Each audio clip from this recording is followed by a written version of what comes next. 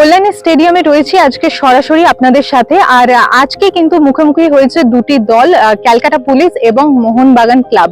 আর এই ক্যালকাটা পুলিশ কিন্তু সেরা তিনের মধ্যে রয়েছে। আর প্রথমেই কিন্তু আজকে ফরদিন আলী মোল্লা এবং অভিষেক সূর্যবংশী তারা পেনাল্টি মিস করেছে এবং তাদের যে খেলার মোড় সেটা কিন্তু ঘুরিয়ে দিয়েছে তাদের এই গোলের সংখ্যাটা একবার আপনাদের বলে দেবো। আজকে কিন্তু প্রথমেই 40 মিনিটে সোহেল ভাট তিনি কিন্তু প্রথমেই 40 মিনিটে মোহনবাগানের হয়ে গোল করে, যার ফলে সমর্থকরা বেশ আশাবাদী ছিল যে আজকে খেলাটা হয়তো মোহনবাগানের দিকে ঘুরে যাবে। কিন্তু 55 মিনিটে সেই গোলই আবার শোধ করে দিল রবি দাস ক্যালকাটা পুলিশের হয়ে। কি বলছেন সমর্থকরা, কি বলছেন দুই দলের কোচ, কে আটকে দিল কাকে?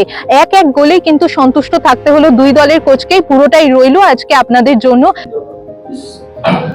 I feel we ये young players है and ज़्यादा से ज़्यादा परफॉर्मेंस जो हो रहा है इंडिविजुअली हो रहा है। Everyone wants to individually show that they are the best. We as a team need to understand what we want to do in different situation of the game and थोड़ा और teamwork चाहिए जो और we have to play from our heart and we have to think that we are play. I mean we have to know that we are playing for Mohanbagan, one of the best club in India. It's not, So there are also players now. Thing is that there are also the young players who have come in and joined the team. And जैसा मैं बोला था, ऐसा नहीं हमारा understanding अभी और अच्छा हो रहा है. We are creating more chances, goal scoring chances. But mentally we have to be very strong. ऐसा नहीं if we play with our feet, but mind is not in the game. That is why we lose focus. एक ball आया, वही गोल हुआ. Goal concept तो should be there more. That hunger should be there. And I feel that in this game we don't deserve a point. The way we could not score a goal, the way we went to take those penalties, switched off. At times when I told them in the halftime that one move is going to happen and that is going to create a problem for us. And same thing happened. We switched off. Long ball came from the flanks and we were relaxed. And now here's the penalties which I feel the players should have converted and taken the lead. So in terms of the penalty, do you think that your team has some miscommunication between them? There was no miscommunication. There is when we get into set pieces and the responsibilities, we give them the responsibilities. That is why I was frustrated where our responsibility was given to a particular player and that player had to go and take the penalty which they did not.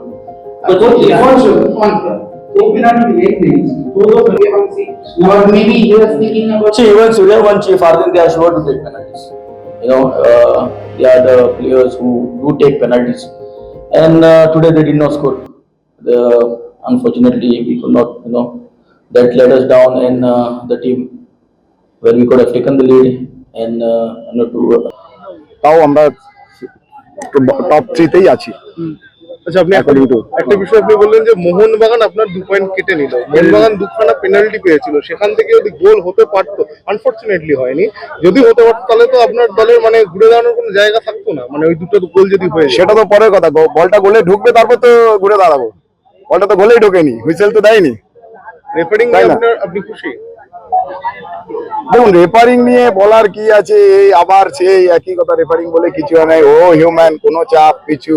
একটা penalty তো কি আছে দেখছেন, আরেকটা নিয়ে আমি বক্তব্য রাখবো না, কিন্তু রেফারিং নিয়ে ও মানুষ, আর ম্যাচের শেষে আর এইসব বলে লাভ নেই। আপনি এই মোহনবাগানকে কেমন দেখলেন? মোহনবাগানে এই এখন ডিফেন্সিভ লাইন একদম আগে ছিল, ডিফেন্সিভ লাইন এখন আগে ছিল, সমস্যা আছে। যখন এই ম্যাচটা নামতেছে প্লেয়ারদেরকে কিভাবে মোটিভেট করেছে মোহনবাগানের মতো বড় টিম?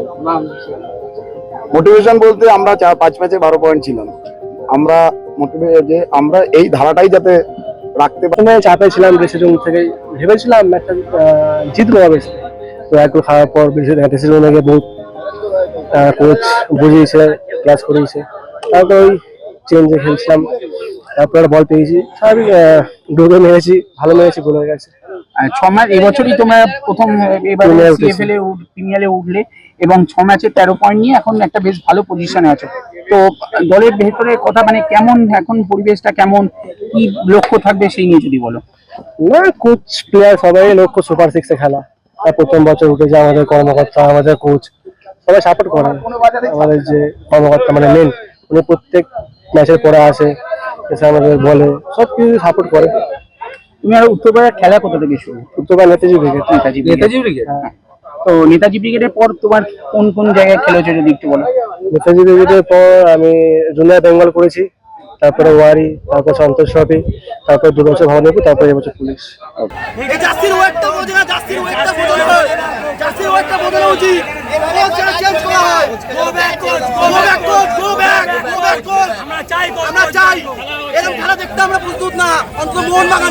রোদের মধ্যে বসে আছি এই খেলা দেখার জন্য,